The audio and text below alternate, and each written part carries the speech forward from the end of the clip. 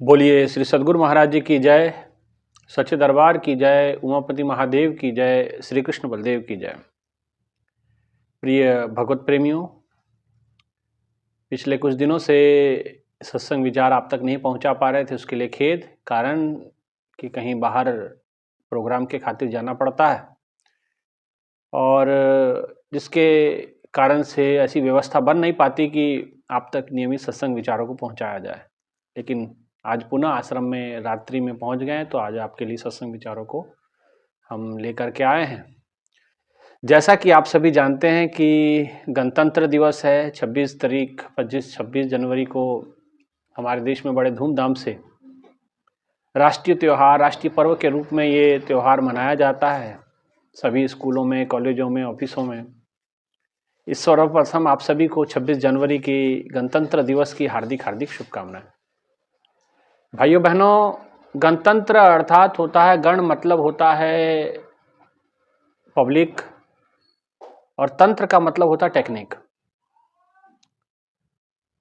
क्योंकि 15 अगस्त 1947 को हमारा देश आज़ाद होता है और उसके बाद 26 जनवरी को हमारे देश पे संविधान माने कानून लागू होता है। तो ये 26 तारीख गणतंत्र दिवस के रूप में आज हम आप सब मनाते हैं। माने ऐसे तंत्र का, ऐसे कानून का लागू होना जिस कानून के अनुरूप हमारा सबका जीवन सुंदर हो, सुखमय हो, समृद्धशाली हो हमारा देश, हमारे जनों में आपसी सौहार्द का, प्रेम का वास हो। क्योंकि अगर नियम कानून अगर सिर्फ किताबों तक सीमित रह जाएं, तो भाइयों बहनों, देश में कभी भी सुख संपन्नता आ नहीं सकती।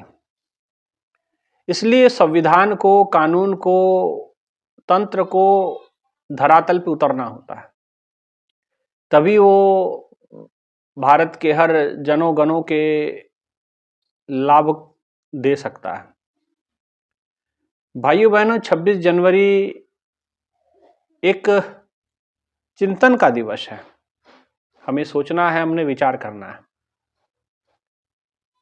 जिस संविधान, जिस कानून को आज आप हम मानते हैं, बड़े प्रबुद्ध महापुरुषों के द्वारा, बड़े बुद्धिमान लोगों के द्वारा ये कानून स्थापित किया गया। लेकिन उस कानूनों में कुछ अमेंडमेंट्स भी हुए हैं, तकरीबन 150-200 के आसपास अमेंडमेंट हुए हैं। माने कानून के अंदर 200-250 बदलाव भी हुए हैं, समय स्थिति के अनुसार, परिस्थिति के अनुसार। जो उचित अनुचित हम नहीं ठहराएंगे, ये आपका अपना निजी विचार हो सकता है, पर हमें चिंतन करने की आवश्यकता है, हमें सोचने की आवश्यकता है। हम जरा विचार करेंगे आज के परिवेश में। पिछले कुछ दिनों से एक घटना बड़े जोरों शोरों से उठाई जा रही है। वो घटना है कि महामहिम शंकराचार्य जी और के द्वारा जो उनको गंगा स्नान करने से रोका गया, या यूं कहे कि भीड़ में जाने से रोका गया, और फिर उनके पास दोनों तरफ से छीटाकशी होती है। मेला प्राधिकरण ने उनको नोटिस भेजा कि आप शंकराचार्य नहीं हो, या फिर आप शंकराचार्य किस आधार पे आप अपने आप को शंकराचार्य कहला रहे हो। तो कानूनी पक्ष अपने जगह पे है, सुप्रीम कोर्ट में मामला भी लंबित है उनका, ये सब लोग जानते हैं। भाइयों बहनों, हमें अपनी गरिमा का ख्याल खुदे रखना पड़ेगा। कोई आपको, दूसरा व्यक्ति आपकी गरिमा का ध्यान नहीं रखेगा। कोई व्यक्ति भीड़ में काम कर रहा है, भीड़ के अंदर माने जहां लाखों की भीड़ है, उस भीड़ में सैनिक लगे हुए हैं, तो वो केवल आपका ध्यान नहीं रखेंगे। वो उनके द्वारा न चाहते हुए बहुत सारी ऐसी बातें हो जाती है। क्योंकि मेरा अपना निजी अनुभव है, क्योंकि हम गुरु महाराज जी के शिष्य हैं, गुरु महाराज जी के इतना ज्ञान, ध्यान, संयम, तपस्या, त्याग की मार्ग के ऊपर हम चलते हैं। लेकिन कभी ऐसा समय आ जाता है, ऐसी स्थिति बन जाती है कि जब बड़े ऐसे आयोजन होते थे गुरु महाराज जी के, उसमें सेवा कार्य लगता था, तो भीड़ जिस समय उमड़ती थी और उसको कंट्रोल करने के लिए जिस समय हमको लगाया जाता था, तो बहुत सारी ऐसी बातें हम बोल जाया करते थे, गुस्से में भी आ जाते थे। कई बार ऐसा पब्लिक ऊपर प्रेशर बना देती है कि आदमी उसको न चाहते हुए बहुत कुछ बोल जाता है। तो इस आधार पे, इस अनुभव के आधार पे मैं कह रहा हूं कि भाई वो तो मेला था, मेले में पुलिस वाले के ऊपर 24-24 घंटे ड्यूटी करने का प्रेशर होता है, ऊपर से भीड़ इतनी उनका, और ऊपर से हम महाराज लोगों की तो कोई मतलब ही नहीं है हम लोगों को व्यवस्था अवस्था से। हमको तो बस अपनी मोनोपली करनी है, अपनी मनमर्जी करनी है। भाई थोड़ा सा व्यवस्था भी देख लें, या पहले नोटिस ही भेज दें कि हम इस तारीख को इतने बजे हम मेला में जाएंगे और वो सारी व्यवस्था करेंगे। जिसका जब मर्जी उठता है वो रैली निकालने लग जाता है, जो मर्जी उठता है वो कुछ करने लग जाता है ना। तो ऐसा भी थोड़ा सरकार को सोचना चाहिए, और जो कर रहे हैं उनको भी सोचना चाहिए। सभी शास्त्रज्ञ हैं, मर्मज्ञ हैं, सभी लोग जानकार हैं इस सब चीज़ के, कानून व्यवस्था भी सब लोग जानते हैं। तो इसलिए किसी जो सरकारी तंत्र है उसको अपने तरीके से काम करने दें, और आप हैं तो आपके हित के लिए ही वो सब काम करते हैं। उनका कोई निजी स्वार्थ नहीं होता है कि भाई आप उसको राजनीति के द्वारा ना जोड़ें। अब वो अपनी ड्यूटी कर रहे थे, ड्यूटी के दौरान उनको जो सही लगा वो किया, है ना। और आपको चाहिए था कि उनमें सहयोग करते, तो हो सकता है कि आपका पद और बड़ा लोगों के मन में हो जाता।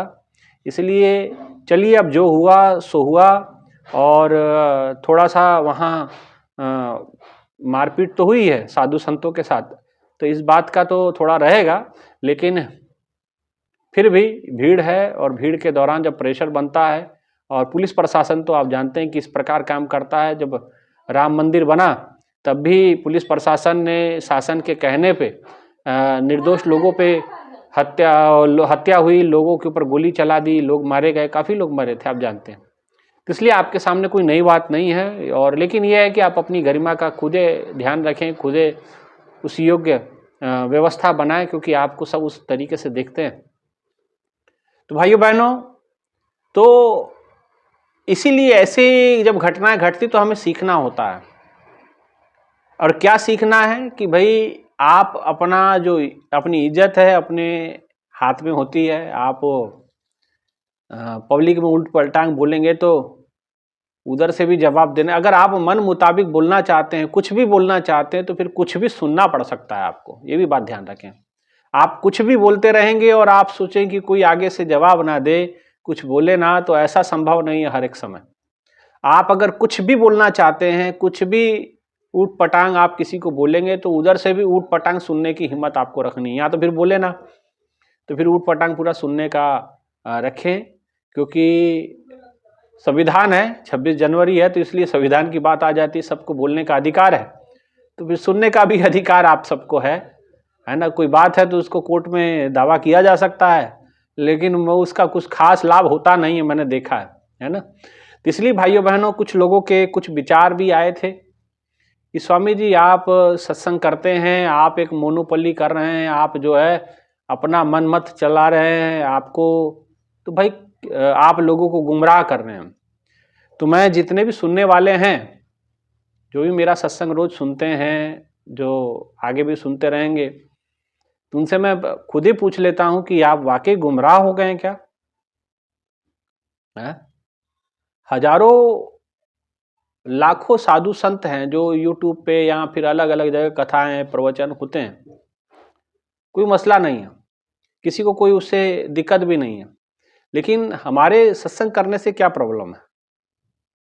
प्रॉब्लम तो होगी, मैं जानता हूं कहां प्रॉब्लम होगी। क्योंकि कुछ लोग ऐसे होते हैं कि वो उनका दायरा बड़ा छोटा होता है, उनकी सोच बड़ी छोटी होती है, सीमित होती है, वो वहीं तक सिमट के रहते हैं। जब तक आप दूसरों के आईनों से देखते रहोगे, दूसरे की आंखों से देखते रहोगे, आप सच्चाई तक नहीं पहुंच पाओगे, क्योंकि आप वो नहीं है जो आपको होना चाहिए, आप कुछ और हो जाते हैं, है ना। आपको ईश्वर ने मुक्त बना करके भेजा, ईश्वर का रूप बना करके भेजा, ईश्वर अंश जीव अविनाशी ऐसा कहा गया, लेकिन आप वाकई ईश्वर का अंश अपने आप को मानते तक नहीं। आप अपने आप को कुछ और मानते हैं और किसी की और के हाथ की कठपुतली बन करके आप कार्य करते हैं। आप चाहते हैं कि जैसा वो सब चाहते हैं वैसा मैं कहूं, लेकिन मैं जानता हूं कि गुमराह मैं नहीं हुआ, गुमराह आप हुए। आपकी सोच को हाईजैक कर लिया गया, क्योंकि आपकी निजी सोच रह नहीं गई, आपकी सोच को हाईजैक कर लिया गया, क्योंकि आपकी सोच तो कहां है कहां नहीं भगवान जानता है, आप स्वयं जानते हैं, लेकिन आपकी सोच को हाईजैक कर लिया गया, सम्मोहित कर लिया गया, वहां अपनी सोच घुसा दी गई और उस सोच के आधार पर आप प्रभावित होकर के हमसे बात कर रहे हैं कि आप गुमराह कर रहे हैं। कितनों को गुमराह कर दिया। जो लोग गुमराह करते हैं उनके खिलाफ तो आप कभी कुछ बोलते नहीं। लाखों की तादाद पे दारू की दुकानें खुली हैं, कभी आपने उन लोगों के बारे में कुछ बोला नहीं कि जाके कभी इतने जो बड़ी बड़ी संस्थाएं बना बना के बैठे हैं, कभी एक आध मोर्चा कभी दारू की दुकान के सामने ले जाएं। हमेशा कलेक्ट्रेट के को घेरना है क्या? जहां जहां शराब की भट्टियां खुली हैं वहां जाके तोड़फोड़ करें कि सिर्फ अपने गुरु भाई बहनों को मारपीट करना है आप लोगों को, कि जाके जरा उन लोगों को मारें जो पंजाब में इतना नशा चलता है? क्या नशे के खिलाफ कुछ बोल सकते हैं?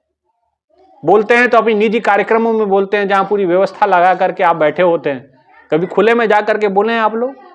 जहां आपके अपने लोग होते हैं, जहां आपकी सबकी व्यवस्था होती है, वहां जाके आप बोलते हैं। आपको जाना चाहिए जहां शराब की दुकान खुले वहां जाके तोड़फोड़ मचाए, वहां जाके उसका करे काम। नहीं, वो सब काम नहीं करते हैं आप। लेकिन कोई सत्संग करता है, कोई सत्संग विचार दे रहा है, ठीक है, गुरु महाराज जी को हम अपना प्रेरणा स्रोत मानते हैं, क्योंकि हमने जो कुछ सीखा है उन्हीं से सीखा है, जो कुछ बताया उनका बताया हुआ है। अगर हम जागृत हुए हैं, आज हम ये ऐसी जीवन शैली को अपना रखें, तो इसके पीछे कारण केवल और केवल सदगुरु है, आप कारण नहीं है। तो इसलिए भाइयों बहनों, हमने किसी को गुमराह नहीं किया, ना हम गुमराह करना चाहते हैं। तो जो गुमराह होते हैं भाइयों बहनों, ना ही सत्संग सुने आप, बेहतर है आप वही सुने जो आपको अच्छा लगता है, क्योंकि हम जो बात कहेंगे वो अपना हमारा निजी अनुभव है, निजी विचार है, क्योंकि हम अपने विचारों को मार नहीं सकते, हम अपने सत्यता को दबा नहीं सकते, हम अपनी सोच को दबा नहीं सकते, अपनी समझ को दबा नहीं सकते। आप दबा सकते हैं तो दबा के बैठे रहिए, करते रहिए, डरते रहिए, डराते रहिए, और यही आप आने वाले अपने पीढ़ी को भी आप ये डर का ही संदेश आप देंगे। आपने, हमारे महापुरुषों ने जो संदेश दिया खुल करके जीने का, खुल करके अपनी बात रखने का, क्योंकि आपकी अपनी निजी विचारधारा तो रही कहां आपकी। मैंने पहले बताया कि आपकी विचारधारा को तो हाईजैक कर लिया गया। अब आपकी, और दूसरे भाषा में कहूं तो आपकी विचारधारा को तो सम्मोहित कर दिया गया, आपको सम्मोहित कर दिया गया है। अब सम्मोहन कैसा है कि आपको ना उनके अलावा दूसरे की बात अच्छी लगती है, यही होता है सम्मोहन। सम्मोहन कोई ऐसा नहीं कि वो फिल्मों में देखते हैं ऐसे ऐसे करके कुछ पेंडुलम तरह लटकाते हैं, बोलते हैं कि इसको देखो और जो मैं कहूंगा वो करो, इसी को सम्मोहन नहीं कहते। सम्मोहन विचारों का भी होता है। भाइयों बहनों, जो अच्छा विचार है उसको ग्रहण करना चाहिए। हमारे महापुरुषों ने ये कहा, जो कुछ भी अच्छा उसको भी अपनाना चाहिए। अब गुरु महाराज जी पिछले 10, 11, 12 सालों से समाधि में है, तो उसके बाद जितने डिसीजन लिए गए तो आप सब कहेंगे महाराज जी ने लिए, ऐसा थोड़ी है। तो इस बात पे प्रश्न चिन्ह खड़ा हो सकता है, और खड़ा हो करते थे हम लोग, इसलिए आज हम अलग है, वो अलग है। भाई जो उनकी विचारधारा में आप वहां उनके साथ रहिए, नहीं अच्छा लगता सत्संग सुनिए, लेकिन ये फालतू की बातें ना हमको कहें कि हम किसको गुमराह कर दिए और क्या ले लिए हम किसी का कुछ नहीं लिए। हम जो बता रहे हैं अपना निजी अनुभव बता रहे हैं, और बताते रहेंगे। हमें किसी का डर नहीं है, हम निडर गुरुदेव के शिष्य हैं, और निडरता से अपना कार्य करते रहेंगे। जब तक जीवित हैं तब तक इस मार्ग पे चलते रहेंगे। ऐसा प्रण लेके ही हमने ये कार्य शुरू किया है, नहीं तो छोड़ने को तो छोड़ ही सकते, तो कोई मसला नहीं था। आपके जैसे तो बहुत सारे लोग हमको समझाने आए कि आप ये मत करिए, आप वो मत करिए। हमें तो जो करना है हम करेंगे। और सबसे बड़ी बात, आपसे भी मैं अनुरोध करूंगा कि आप भी सत्य का अनुगमन करें, सत्य को धारण करें, सत्यता को धारण करें। किसी के विचारों को प्रभावित ना हो आप। विचारों से प्रभाव, अगर सत्यता से प्रभावित होना चाहिए। विचार तो, अब मान लीजिए आपका कुछ निजी है ही नहीं, कुछ विचार है ही नहीं, तो ऐसा जीवन भी कैसा जीवन है? वो गधे वाला जीवन हम नहीं जी सकते। जो कहे हाँ जी तो हाँ जी, जो कहे दिन तो दिन, तो कोई कहे तो रात तो रात। तो आपको भक्त थोड़ी चाहिए। भक्त अंधा और बहरा थोड़ी होता है, मायाधारी अंधा और बहरा होता है। मायाधारी अंधा बोला, कोई शब्द न सुने सब रोल कचोला, वही रोल कचोला करता है। यही आप लोगों के कान में घंटी बांध दी गई है। वो जब भी कोई कुछ कहता है तो आपको अब घंटी सर हिलाना है आपने, तो ना सुनाई देगा ना समझ में आएगा, है ना। तो भाइयों बहनों ऐसा नहीं, आप अपनी विचारों को हाईजैक ना होने दें, अपने सोच को हाईजैक ना होने दें। आप जो हैं जैसे हैं बने रहें, उसके अंदर सुंदरता का वास करें, उसके अंदर पवित्रता का वास आप आचरण करें। देखिए आपका जीवन सुंदर होगा। गुरु महाराज जी यही कहा, महाराज जी किसी के ऊपर अपनी चीजें थोपा नहीं करते थे। गुरु महाराज जी ने कभी कोई चीज हम पे थोपी नहीं है। गुरु महाराज जी अपना विचार व्यक्त करते थे। अब उस विचारों पे चलना नहीं चलना ये शिष्य का अपना स्वयं का काम होता है, इससे स्वयं का कर्म होता है, स्वयं का उत्तरदायित्व होता है। और उसके निज कर्मों के लिए वो स्वयं शिष्य उत्तरदायित्व होता है, उसका जिम्मेदारी उसकी खुद की होती है। जब भी समस्या आती है तो गुरु महाराज जी तो सिर्फ मार्गदर्शन करते हैं, अपनी कृपा झलकाते हैं, अपनी दया शिष्य के ऊपर करते हैं और करते रहेंगे। चाहे हम धरती पे रहे, चाहे इस शरीर को छोड़ के जाएं, फिर भी गुरु महाराज जी की कृपा हम पे रहेगी, ये हम जानते हैं। गुरु कभी अपने शिष्यों को, आप बहुत अच्छा उदाहरण मैं आपको दे सकता हूँ 40 मुक्तों का, जो गुरु को लिख के दे गए थे, जो बेदावा लिख के गए थे। बेदावा का मतलब दावे को बेदखल कर दिया था उन्होंने कि आप मेरे गुरु नहीं और हम आपके शिष्य नहीं, ऐसा लिख के गए थे। लेकिन ऐसे शिष्यों को भी गुरु ने कभी, उनका तो कागज का लिखा हुआ था, लेकिन गुरु के हृदय में बैठे होते हैं। तो हम सब वो लोग हैं, हम सब वो शिष्य हैं जो गुरु महाराज जी कहा करते थे कि आप लोगों के लिए, और आप लोगों ने हमारे लिए बहुत कुछ किया है ना। आप सदा, और आपका हमारा रिश्ता जन्मों जन्मों का है। तो ऐसे गुरु के ऊपर हम कुछ नहीं कह सकते, लेकिन है ना। और इसलिए जन्मों जन्मों का रिश्ता है, आपके कहने से, आपके बोलने से उससे कोई फर्क पड़ने वाला नहीं है। लेकिन फिर भी आपने कहा कि हम आपको गुमराह कर रहे हैं, तो भाइयों बहनों ना सत्संग सुने आप लोग, जहां आपको अच्छा लगता है वहां सुने। लेकिन हम तो ये सत्संग, क्योंकि हम सत्यता की बात तो कहेंगे, जो सत्य है वो कहेंगे, क्योंकि हमने कभी किसी के बारे में ना कहा नहीं है कि भाई आप गलत कर रहे हैं, सही गलत सही का तो फैसला हम आप स्वयं पे छोड़ते हैं, है ना। हम तो सिर्फ सत्संग करते हैं, करते रहेंगे, ये ज्ञान को हम देते हैं, देते रहेंगे, आगे भी देते रहेंगे। और जब तक जीवित है तब तक लोगों को ये ज्ञान का प्रचार प्रसार हम करते रहेंगे। आप जितना मर्जी कुछ हल्ला लल्ला मचाते रहिए, हल्ला दंगा करते रहिए, हमको कोई फर्क पड़ने वाला नहीं। ना हमको तब फर्क पड़ा था, ना अब फर्क पड़ेगा। अब तुम गुरु महाराज जी की कृपा से अच्छे सारे लोग गुरु महाराज इस चीज़ों को समझने लगे हैं, और आप समझ जाएंगे तो आपकी बुद्धि का भी विकास होगा, आपका भी विकास होगा। आपकी साधना में वो इतना दिमाग आपने हमारे इसे कहने पे लगा, थोड़ा सा विचार उधर भी कर लेते, कभी कह देते गुरु महाराज जी का दर्शन ही करा दो, क्या हालत में है, कैसे हैं, इस विषय पे तो कभी आपकी जब जबान मुंह में जब के दही जम जाता है ना। नहीं जी आएंगे कब, कैसे, तो ये सब बातें बोलनी चाहिए ना। तो जो लोग बोलते थे उनको बेदखल कर दिया आप लोग, है ना। वो लोग आपके लिए बुरे बन गए। अब बुरे आपके लिए नहीं बने हैं, उनकी नजरों से आपने देखा, और उनके कहने पे आपने सब करते हैं। समस्या उनको है, आपको थोड़ी है। लेकिन आप बता रहा ना, आपकी सोच हाईजैक है, आपको हाईजैक कर रखा है, आपके विचारों पे आपका कंट्रोल ही नहीं है ना आपके। तो इसीलिए आप सम्मोहित होकर ना बात करें, न्यूट्रल होकर के समझें चीज़ों को। गुरु महाराज जी की आंखें बंद करके साधना भी करें। भाई अगर मैंने पाप किया है, मैं भोगूंगा, मेरे पेट में दर्द है तो मुझे उसका परिणाम भुगतना पड़ेगा, इसमें आप उत्तरदायित्व नहीं है। अगर मैंने कोई गलत किया तो मेरे साथ वो मुझे सजा देने वाले मेरे गुरुदेव हैं। आप चौधरी ना बने, आप मालिक ना बने, यही बात है। जब राम जी के पास विभीषण जी आते हैं और वो सुग्रीव पकड़ के लाता है, सुग्रीव ने कहा कि ये मेरे प्रभु ये तो दुश्मन का भाई है, तो ये दुश्मन होगा। तो राम जी ने कहा कि कैसे क्या इसका फैसला किया जाए। तो सुग्रीव ने कहा नहीं महाराज, इसको तो सजा देना बनता है, ये तो उसका मित्र है, रावण का भाई है, इसको तो पकड़ो, इसको जालो, जेल में जालो, उसको कुछ सजा दो। तो राम जी ने कहा कि नहीं ऐसे नहीं, हनुमान जी से पूछो। हनुमान जी भी एक बड़े जिम्मेदार व्यक्ति हैं और ये खुद वहां गए थे, उनको पता होगा उसके बारे में। उनसे पूछा गया कि हनुमान ये बताओ आप क्या कहना चाहोगे। हनुमान ने कहा कि दोनों हाथ जोड़े प्रणाम किया, महाराज जी आपको हम बताएंगे। राम जी कहा प्रभु आपको हम बताएंगे, ये तो ये होगा कि सूरज को दीपक दिखाने वाली बात हो जाएगी। ये कैसा, हम इसके बारे में कुछ नहीं बोलते, हम तो इतना जानते हैं। हनुमान जी ने कहा कि प्रभु आपका दरबार महान दरबार है, और इस दरबार को अगर मैं न्यायालय कहूं तो आप न्यायाधीश हैं, तो आप न्याय कर दीजिए इसके साथ। अगर आपका दरबार औषधालय है, माने हॉस्पिटल है, तो आप उचित दवाई दीजिए, इसको औषध दीजिए और इसके तमाम इसके रोगों का हरण कीजिए, जीवन को सफल कीजिए, सार्थक कीजिए।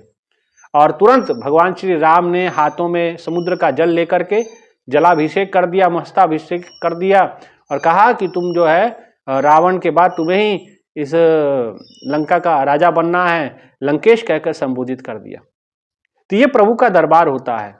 आप ना बीच में चौधरी बने, गुरु, हम गुरु के शिष्य हैं, गुरु को न्याय करने दें, है ना, ईश्वर पे छोड़ दें। सब कुछ आप ही करोगे तो कैसे होगा, है ना, तो ऐसा नहीं चलेगा।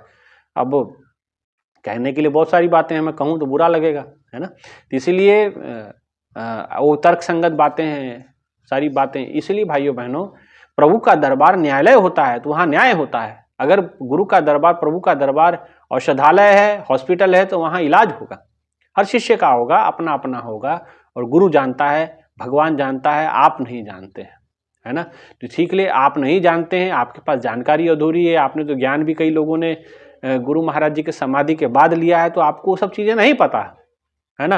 आप लोगों ने जिन लोगों को देखा है, आप लोगों के लिए वही भगवान बने बैठे हैं, है कि नहीं। तो इसलिए आप लोग उस सच्चाई को नहीं जानते हैं, समझते नहीं हैं। हम अब ये भी नहीं कहते कि आप समझे ना, या जाने, या जानने का प्रयास करें, हम ये भी नहीं कहते। हम तो आप पे छोड़ते हैं। हमने जो समझना था हमने समझ लिया, हमने जो जानना था वो जान लिया। हमने गुरु महाराज जी को हम जानते हैं, हम उसका मर्म समझते हैं, और तभी हम अपने जीवन को इस प्रकार से व्यतीत कर रहे हैं। नहीं तो जीने के लिए तो और भी कई तरीके हैं हमारे पास, जीने के लिए कोई कमी नहीं है किसी चीज़ की, सब कुछ हो जाएगा, सब व्यवस्था है। लेकिन फिर भी एक ऐसा जीवन हम जी रहे हैं जो जीवन किसी को प्रिय नहीं है, किसी को प्रिय नहीं है, लेकिन फिर भी ये हमको प्रिय है, क्योंकि ये जीवन हमारे गुरु का दिया हुआ है, और गुरु के कारण से आज हम हैं, हम जीवित हैं तो उसके कारण से हैं। नहीं तो हमारा तो कब के हमारा जीवन समाप्त हो गया था। तो दिया हुआ जीवन उसका है, तो जब तक है तब तक उसके लेखे है। तो भाइयों बहनों, आप ऐसा ना करें। आपको नहीं समझ में आता तो ना सही, कोई बात नहीं, आप गुमराह होते हैं तो आप ना सुने। जो जिनको अच्छा लगता है, कई मैसेज ऐसे भी आते हैं कि स्वामी जी ये सत्संग तो बहुत अच्छे लगते हैं हमको, बहुत रोज मैसेज मेरे को करते हैं लोग। 2-3 दिन अगर सत्संग नहीं आता तो कितना मैसेज उनसे भर जाता है पूरा बॉक्स, कि स्वामी जी सत्संग नहीं आया, कथा नहीं आई, सत्संग नहीं आया।